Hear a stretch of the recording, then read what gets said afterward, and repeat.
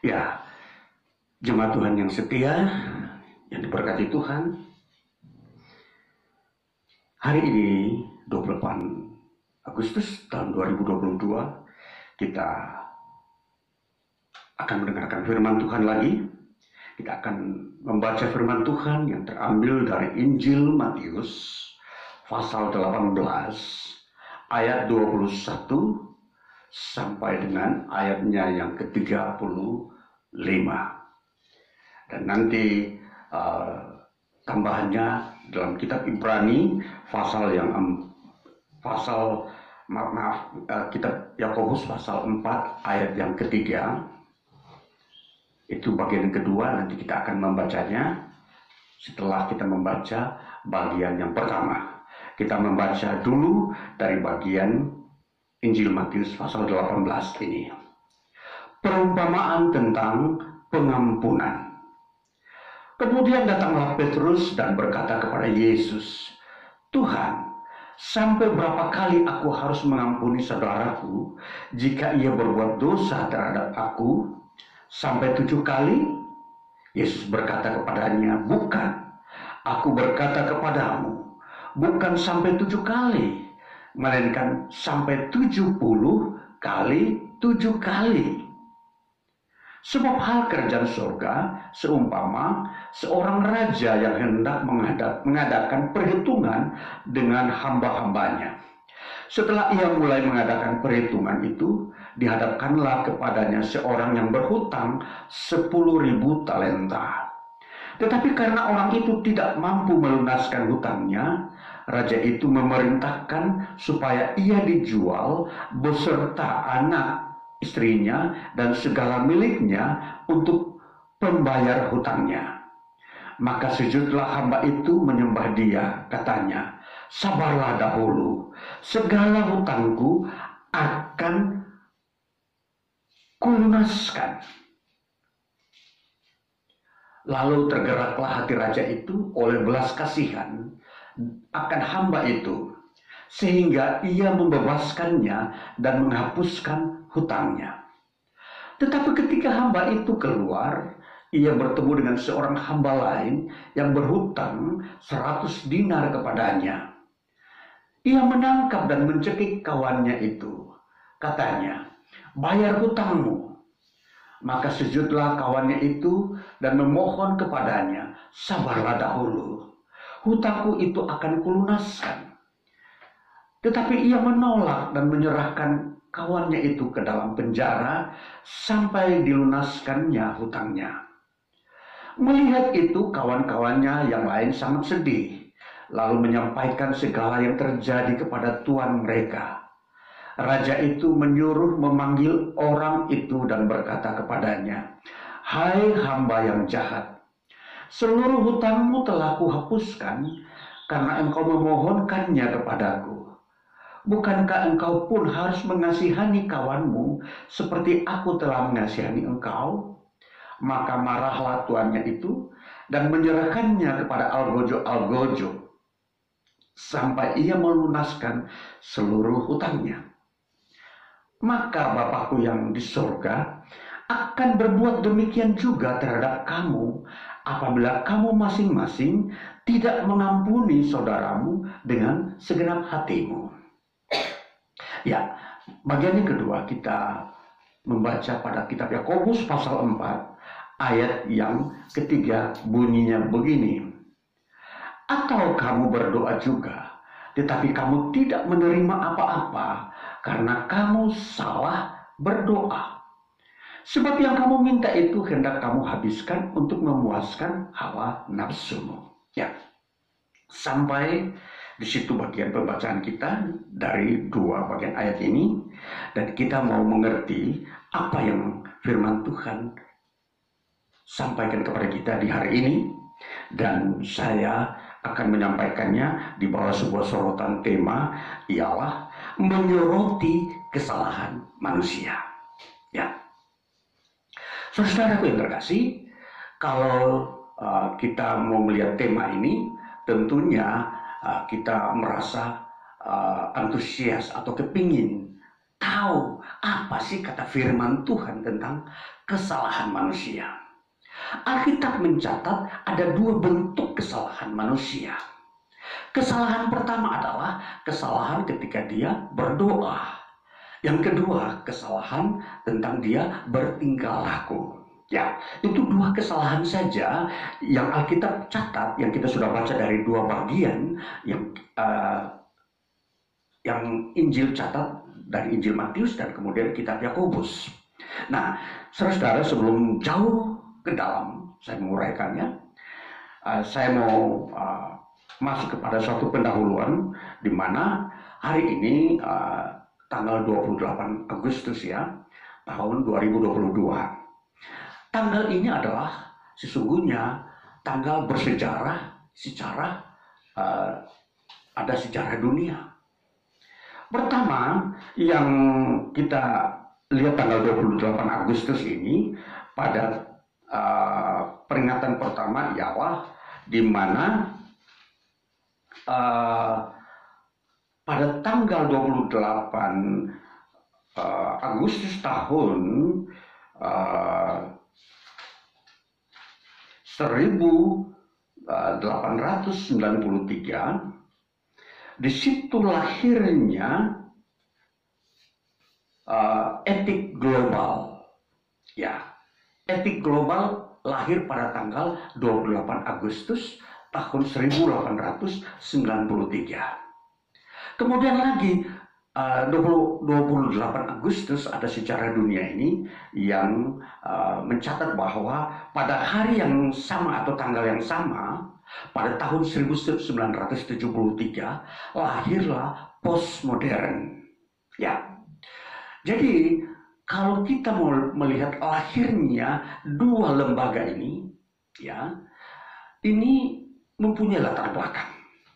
Pertama, lembaga yang disebut etik global lahir tanggal 28 Agustus tahun 1893 ini dengan alasan bahwa pada saat-saat sebelum lahirnya etik global ini, dunia khususnya di belahan Eropa dikuasai oleh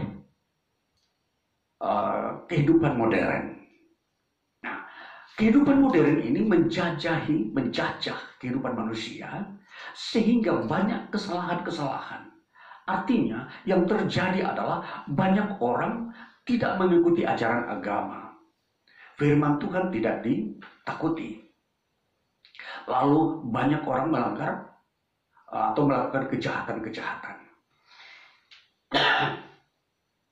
Jadi karena ketika terjadi banyak kejahatan di berbagai-bagai negara, khususnya pada saat itu di Eropa, banyak kejahatan, orang berbuat kejahatan, sehingga banyak orang prihatin.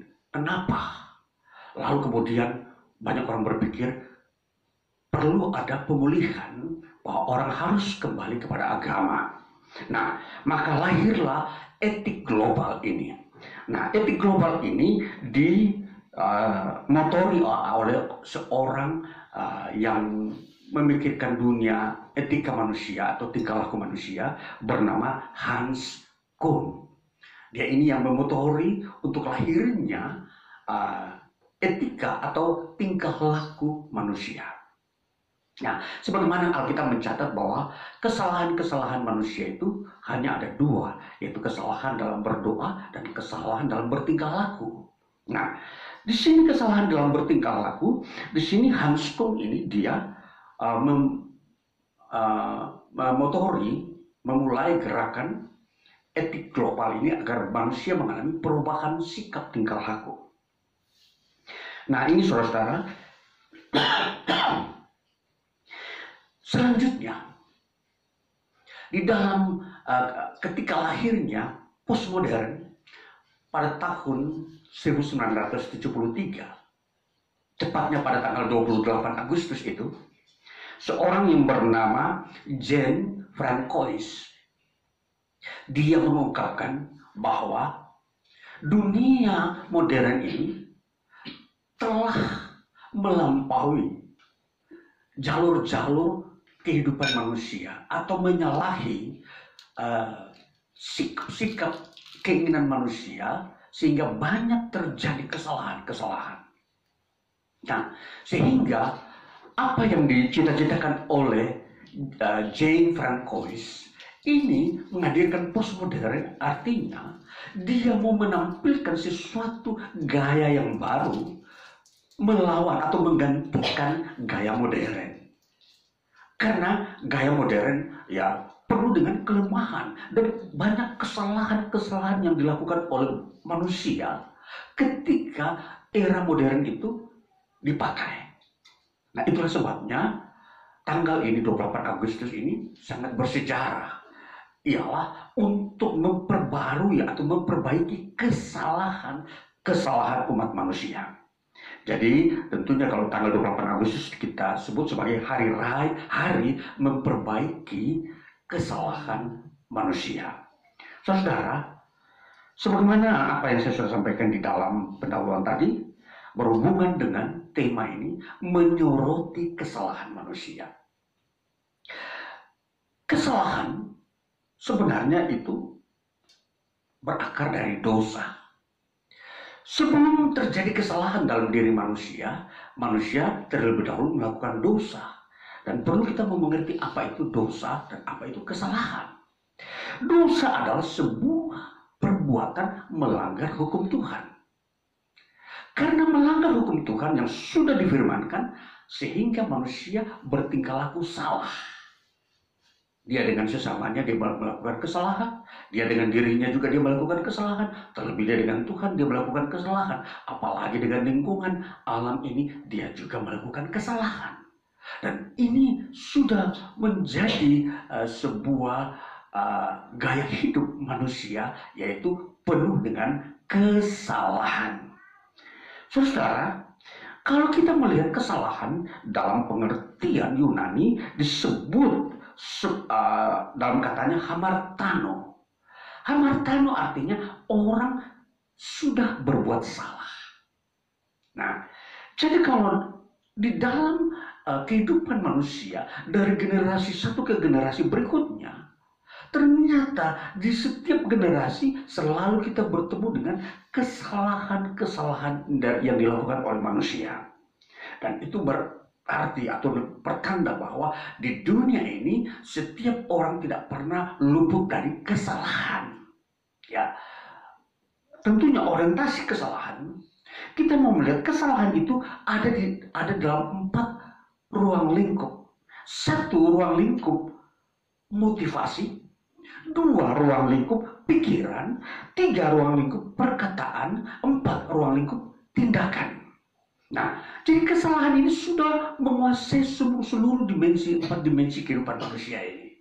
Ya, kalau kita lihat dari motivasi, contoh, ada seseorang berbuat sesuatu, katakanlah menurut dia baik, dia melakukan sesuatu pekerjaan, katakanlah dia menolong seseorang.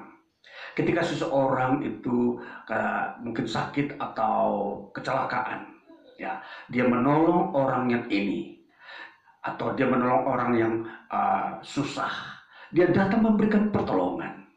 Tapi dia memberikan pertolongan bukan dengan segenap hati, tapi dengan motivasi bahwa supaya dia dipuji, atau dia dihormati, atau dia diberi bayaran, atau dia minta ganti rugi. Nah, ini motivasinya.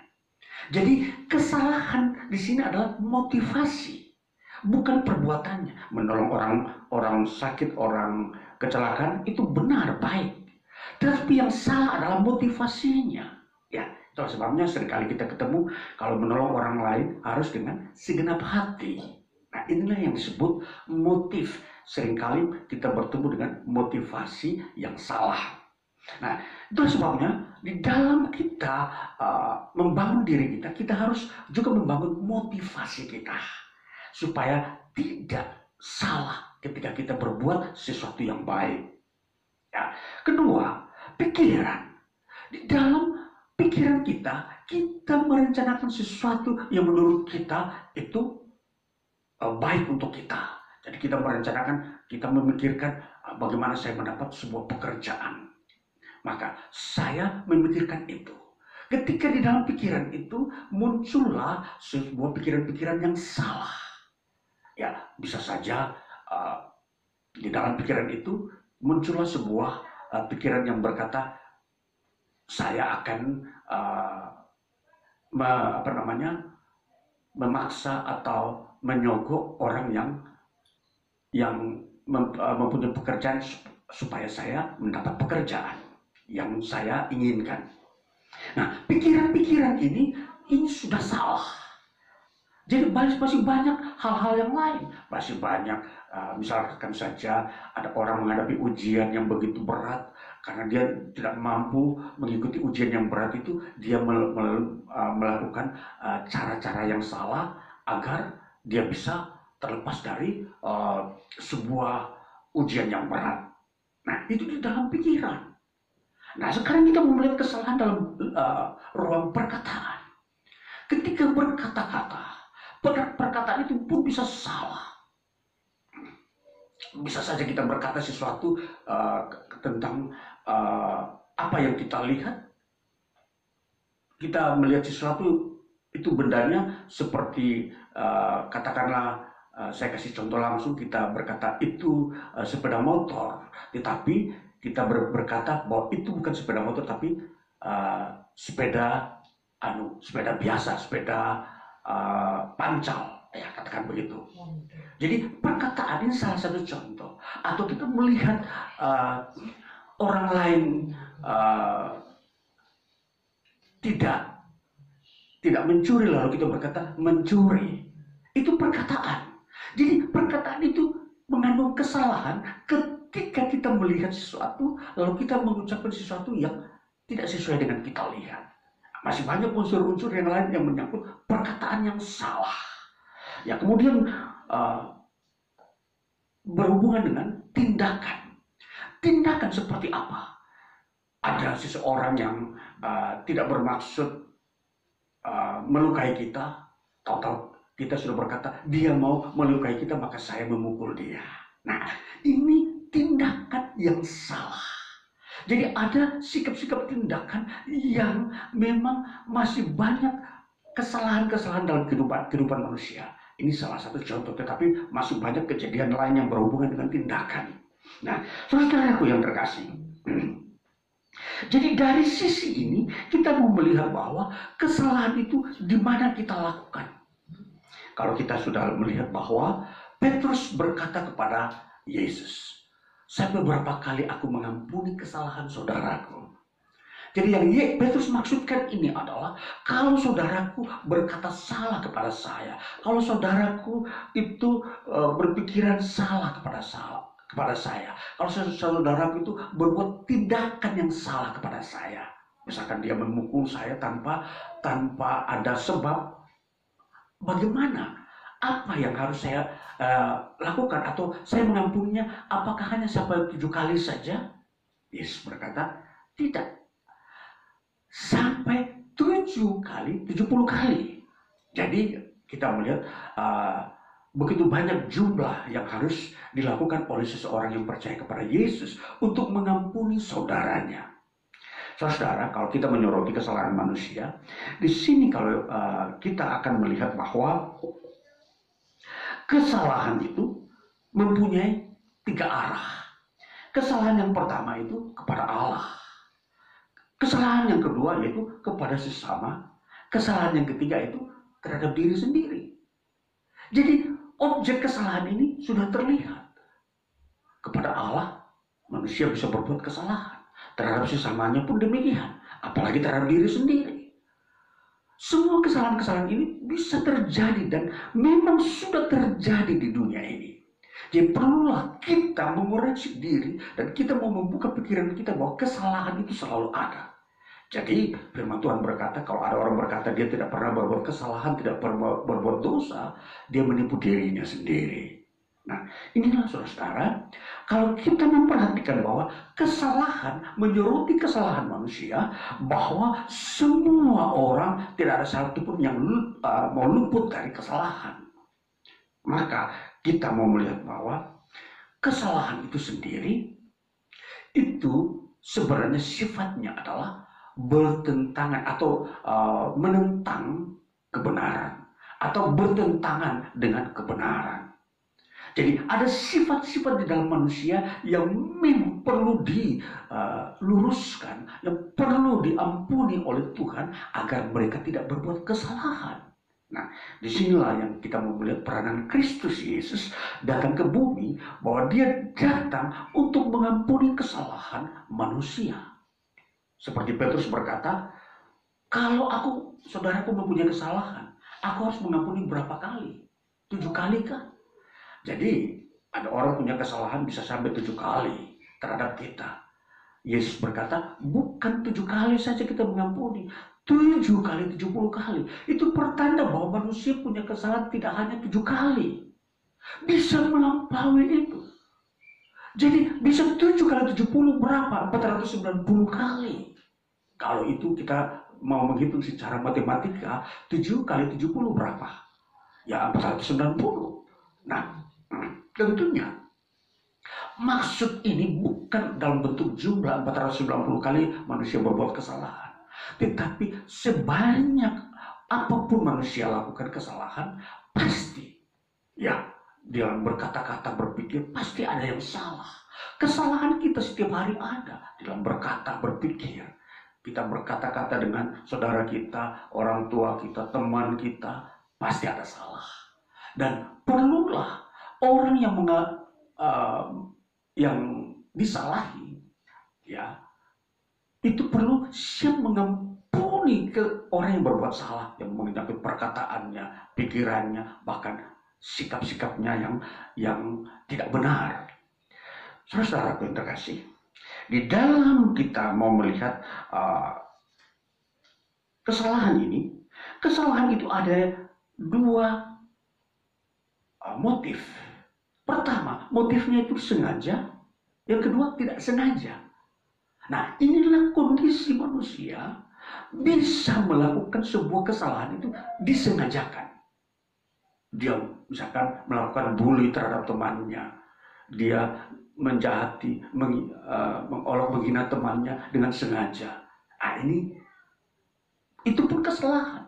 Dan ada yang tidak sengaja. Dia tidak tahu latar belakang orang ini, atau dia berbicara tentang sebuah kondisi keluarga. Dia bilang, ya ada satu keluarga yang begitu merana miskin dan mereka itu pekerjaannya hanya mengemis.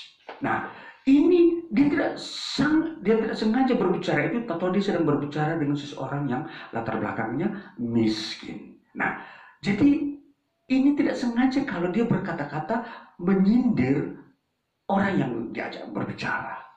Jadi perkataan-perkataan pun bisa membuat orang lain juga merasa dia diremehkan. Jadi itu sebuah kesalahan. Maka saudara-saudara, di sini kita mau melihat bagaimana melihat ruang lingkup kesalahan itu berada di lingkungan hidup kita. Ketika kita ada dalam rumah tangga, ketika kita ada dalam pekerjaan, ketika kita ada dalam pendidikan, ketika kita ada dalam pergaulan, selalu kita menemukan kesalahan. Dan tentunya ini berhubungan dengan semua orang, bahwa semua orang pasti berbuat satu kesalahan. Nah, jadi di sini kita menyoroti bahwa kalau memang demikian, maka setiap orang harus menyadari bahwa dia memiliki kesalahan. Jadi tidak ada seorang pun yang disebut sempurna atau tidak pernah berbuat kesalahan. Nah, itulah sebabnya yang kita harus angkat maknakan, supaya tidak seorang pun yang bisa menghakimi sesamanya seenaknya, tidak menyombongkan dirinya bahwa dia tidak pernah berbuat salah, hanya orang lain saja yang berbuat salah. Dia tidak pernah. Nah, ini kekeliruan-kekeliruan ini harus dihapuskan supaya ada kesetaraan, supaya tidak terjadi ada sebuah pelanggaran etik, pelanggaran sikap-sikap terhadap orang lain. Nah, Yesus Kristus mau membangun satu sikap yang bisa menghapuskan suatu kesalahan. Dengan kata lain bahwa Yesus berkata, ampunilah orang yang bersalah. Bukan membalas kesalahan dengan kesalahan. Katakan orang lain berbuat salah kepada kita, Lalu kita membalas dengan kesalahan yang kedua yang juga harus ditanggung oleh orang yang berbuat salah. Itu bukan caranya Yesus mengajarkan kebenaran surgawi. Jadi dengan ketahuan bahwa kalau Kristus datang membawa Injil ke dalam dunia ini, itu adalah bahwa kerajaan surga membawa sifat Allah kepada manusia. Bahwa mengampuni kesalahan orang itu adalah sifat Allah. Karena kesalahan manusia itu semuanya pasti ada. Dan siapa yang menanggungnya? Kalau semua berbuat salah, berarti Allah yang menanggungnya. Itulah sebabnya Allah berkata, ampunilah. Allah pun mengampuni kesalahan-kesalahan manusia ketika manusia menyadari bahwa dia berbuat salah. Dia datang kepada Tuhan meminta pengampunan. Nah, inilah yang disebut pandangan Injil, bahwa mengampuni kesalahan sesama itu adalah benar dan itu harus dilakukan. Itu adalah sifat iman Kristen. Jangan kita mendendam atau menyimpan kesalahan orang lain lalu kemudian mau dibalaskan di suatu waktu yang lain. Itu terjadi peperangan. Makanya di dalam nilai-nilai etika, nilai-nilai sikap perilaku manusia di dalam berkenan kepada Allah ialah mengampuni. Salah satu sikap yang paling mulia dalam hidup manusia, di mana kerajaan Allah tampilkan adalah mengampuni. Saudara-saudara yang terkasih, di sini kalau kita memperhatikan bahwa manusia mengampuni sesama, itu adalah sebuah gambaran tentang Allah mengampuni manusia. Kalau manusia tidak mengampuni sesamanya, maka Allah pun tidak mengampuni manusia yang berbuat salah. Maka di sini Tuhan membuka jalan, memberikan solusi bagaimana kehidupan damai berkat Tuhan itu ada di tengah-tengah hidup manusia, baik individu maupun masyarakat, bahkan bangsa dan keluarga, bahkan dunia. Hanya dengan menyadari bahwa manusia bersalah harus digantikan dengan mengampuni, bukan membalas kesalahan dengan kesalahan yang kedua. Ya, ini kita sudah mendapatkan sebuah konsep kehidupan iman, bahwa kesalahan itu harus dinetralisir dengan cara mengampuni. Kita tidak membiarkan kesalahan itu beranak cucu. Kita tidak boleh membiarkan kesalahan itu berkembang biak dalam kehidupan manusia. Itulah sebabnya dengan cara mengampuni itu berarti kita melunaskan suatu kesalahan. Makanya ketika Petrus berkata demikian, maka Yesus mulai memberikan sebuah perumpamaan. Ada seorang raja membuat perhitungan dengan rakyatnya. Ada seorang rakyat itu meminjam uang kepada raja dengan sejumlah uang. Yang dikatakan di dalam Injil Matius 18 ini, dikatakan dia meminjam uang dari raja, yaitu sejumlah 10.000 talenta. Ya, kalau kita memperhitungkan itu begitu besar, 10.000 ya. Lalu dia tidak mampu melunaskannya. Dia memohon belas kasihan kepada raja bahwa dia akan melunaskannya. Tapi raja berkata, karena kamu sudah datang memohon belas kasihan untuk mendapatkan keringanan, maka raja berkata, tidak perlu, tidak usah dilunasi sudah. Saya mengampuni bahwa hutangmu sudah lunas. Raja ini melunaskan dengan cara mengampuni. Utangmu yang 10.000 talenta itu tidak usah kau bayar. Saya mengampuni karena kamu sudah tidak mampu membayarnya. Seorang rakyat ini ternyata dia ini juga memberi hutang kepada temannya. Temannya ini meminjam dari dia sebesar, dikatakan di situ, sebesar dikatakan di sini 100, ya dikatakan, saya bacakan dulu. Raja, bukankah engkau pun harus mengasihani kawanmu seperti aku telah mengasihani engkau? Ya, sebentar saya baca dulu. Uh, 100 dinar ayat 28. Tetapi ketika hamba itu keluar, ia bertemu dengan seorang hamba lain yang berhutang 100 dinar. Jadi 100 dinar ini jauh lebih kecil dari 10.000 talenta. Jadi temannya ini berhutang kepadanya 100 talenta. 100 dinar. Lalu kemudian rakyat yang tadi mendapat pengampunan dari raja ini, yang 10.000 talenta itu, dia tidak mengingat bahwa dia telah diampuni oleh rajanya. Tetapi dengan temannya dia tidak mau melunaskan, dia tidak mau mengampuni. Lalu kedengarannya kepada raja. Raja mulai melihat bahwa sikap rakyatnya ini yang telah diampuni oleh raja, kenapa tidak sesuai dengan raja? Jadi mulailah raja menangkap dia dan memenjarakan dia sampai dia melunaskannya. Ini saudara-saudara, ini sikap-sikap yang seperti ini yang memang kita harus mengerti bahwa kalau kita mengampuni, maka Tuhan pun mengampuni kita. Jadi kalau kita tidak mengampuni kesalahan saudara kita, maka kesalahan kita kepada Tuhan akan tidak ampuni. Nah, inilah kita mau melihat bagaimana kesalahan itu mempunyai posisi baik di hadapan Tuhan dan sesama. Jadi disinilah ukuran-ukuran yang Tuhan pakai. Jadi kita manusia di dunia ini harus mempraktekkan mengampuni kesalahan saudara kita. Maka Yesus pun berkata, ampunilah kesalahan musuhmu. Ya, jadi bukan saja kepada saudara, ada orang yang bermusuhan pun kesalahannya pun diampuni.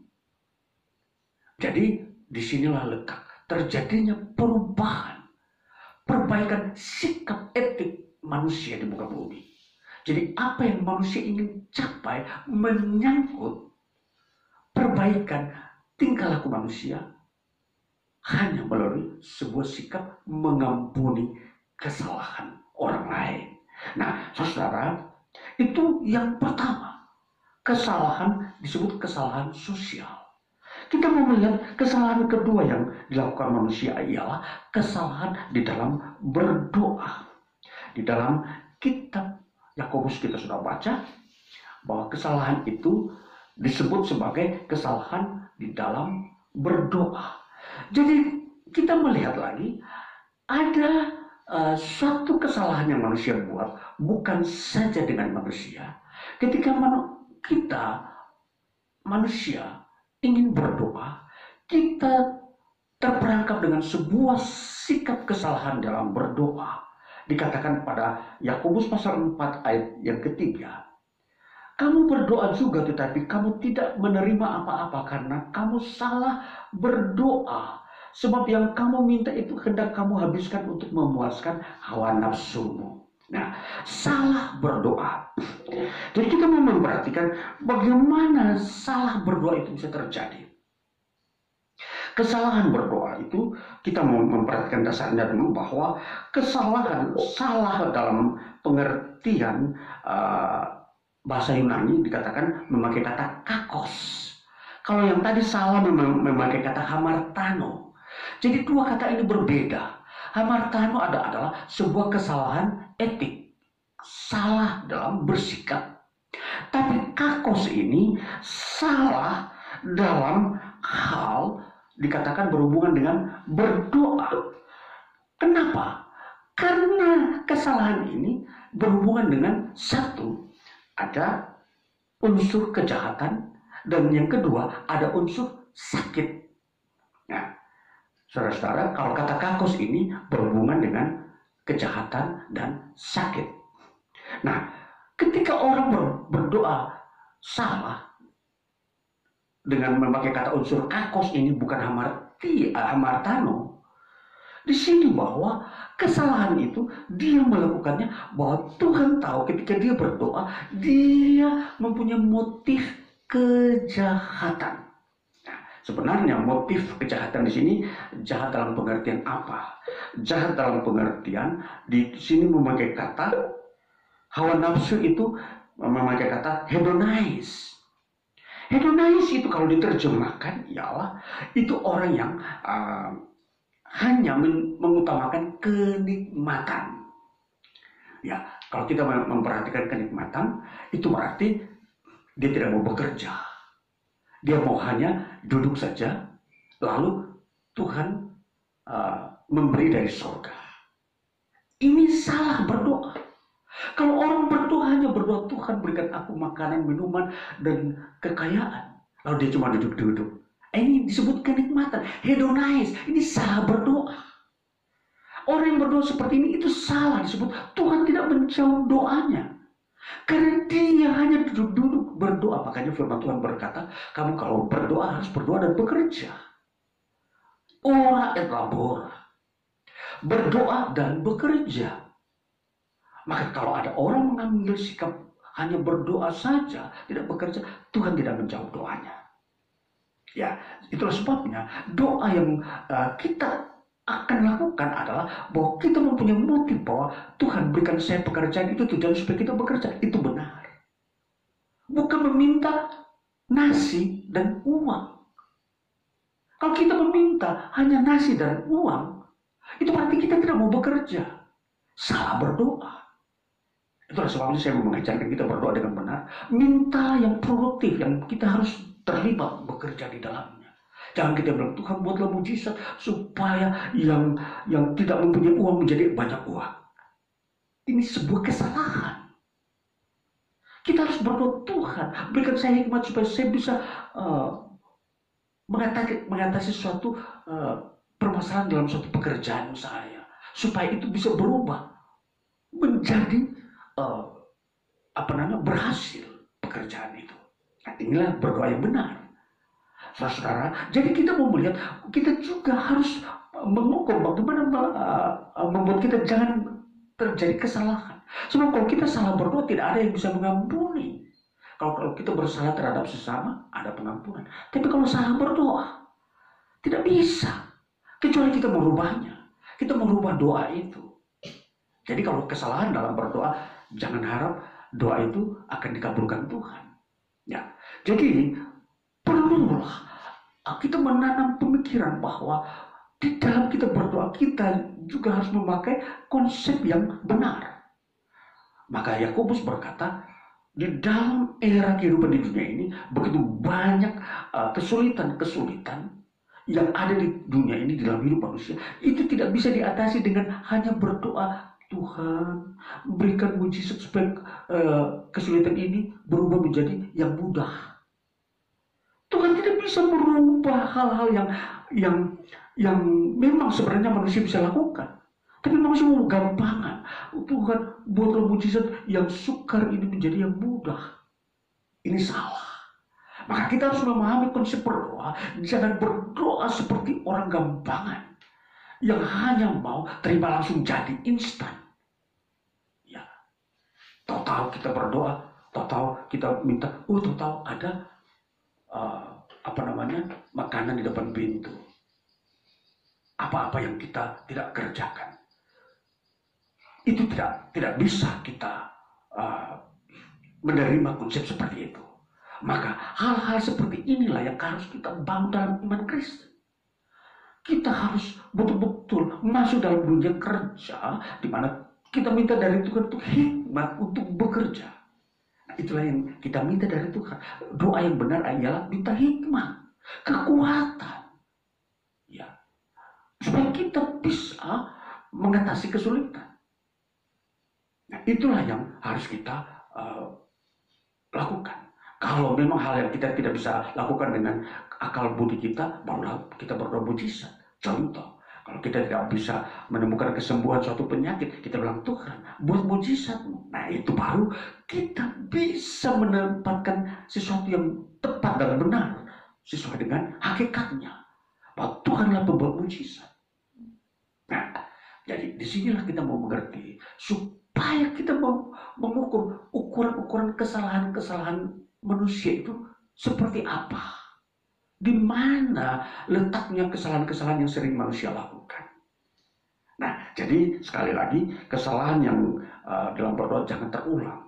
Terlebih kalau kita melihat dunia modern adalah dunia yang membawa manusia kepada sebuah kenikmatan, gaya hidup, menikmati semua yang mudah, yang secara instan sudah mulai muncul. Makanan sudah tidak perlu lagi terlalu banyak kita mengolahnya, sudah ada makanan instan. Nah, jadi ini maksudnya bahwa kita tetap ada dalam posisi di mana kita harus bekerja. Semua walaupun sudah instan, kita tetap harus masuk dalam dunia pekerjaan. Kita berdoa seperti itu. Tuhan berikan aku pekerjaan. Nah, disinilah baru kita bagaimana mencarinya, kita menelusurinya, terus berjuang sampai ketemu. Nah, inilah yang disebut kita tidak bersalah di dalam berdoa. Nah, saudara yang terkasih, maka dari sini kita mau menyoroti bahwa kesalahan-kesalahan itu bisa dapat diminimalisir, dikecilkan, tidak selalu di dalam kesalahan. Ya, tentunya kita belajar supaya kenapa kita bersekolah, supaya kita tidak ada di dalam masalah. Kenapa kita harus belajar firman atau ke gereja, supaya kita juga keluar dari kesalahan. Jadi semua tujuan aktivitas kita di dunia ini tujuannya supaya kita keluar dari kesalahan. Nah, semakin banyak kita belajar, semakin banyak kita juga terhindar dari tumpuan kesalahan. Walaupun demikian, tetap kita mempunyai kesalahan, tetapi kesalahannya itu tidak begitu banyak. Jadi kita terus belajar bahwa hidup dengan Tuhan itu berarti bahwa kita ingin menghapuskan kesalahan. Baik kesalahan orang lain maupun kesalahan kita, dengan cara mengampuni. Ya, jadi praktek menghilangkan kesalahan orang lain ialah mengampuni, supaya kesalahan itu tidak beranak cucu lagi, tidak berkembang kepada generasi kedua dan seterusnya. Jadi inilah saudara-saudara, kita sebagai manusia harus memahami ini, konsep ini, bahwa mengampuni adalah sebuah cara untuk menghilangkan kesalahan. Oke? Jadi kalau sikap setiap orang mau mengampuni sesamanya, maka pasti kebiasaan melakukan kesalahan itu akan hilang. Ya, baik secara sengaja maupun tidak sengaja, itu pasti akan luntur dan orang semakin belajar. Oh ya, saya sudah diampuni oleh teman saya, saudara saya, maka saya tidak akan mau mengulangi lagi, karena kesalahan itu begitu berat, merugikan baik dia maupun saya. Jadi betapa kita memahami bahwa mengampuni adalah poin yang paling tertinggi, yang paling berharga, yang Tuhan berikan kepada manusia untuk menghapus kesalahan. Ya, biarlah kita melakukan firman Tuhan ini, mengembangkan hidup pribadi kita di akan datang, supaya kita membangun hidup manusia generasi kita, anak cucu berikutnya ini dengan lebih baik. Konsep-konsep etik global yang untuk memperbaiki sikap manusia itu tidak bisa mencapai klimaksnya, puncaknya, kalau tidak mengambil sikap mengampuni. Itu sebabnya Injil, firman Tuhan, harus kita pakai di dalam menerapkan kehidupan yang lebih baik dan mencapai titik kebenaran Tuhan. Ya, Tuhan Yesus memberkati kita memasuki hari-hari kita ke depan, supaya kita melihat berkat Tuhan dalam hidup kita. Tuhan Yesus memberkati. Haleluya. Mari kita masuk ke dalam doa syafaat kita. Kami bersyukur Bapa untuk firman-Mu di hari ini. Sungguh indah dan menguatkan kami, membukakan mata hati dan rohani kami, melihat keberadaan manusia, bahwa diri kami masing-masing yang masih ada di dunia ini tidak luput dari suatu kesalahan-kesalahan yang terjadi, baik sengaja maupun tidak sengaja itu terjadi. Dan seringkali kesalahan itu membawa dampak kepada orang lain maupun diri kami sendiri, bahwa kesalahan itu melukai, merugikan orang lain maupun diri kami sendiri. Itulah sebabnya Tuhan mau menghapuskan kesalahan-kesalahan itu dengan cara mengampuni kesalahan orang yang melakukan kesalahan. Itulah sebabnya Tuhan, biarlah konsep mengampuni ini berkembang di tengah-tengah umatmu, umat manusia di muka bumi.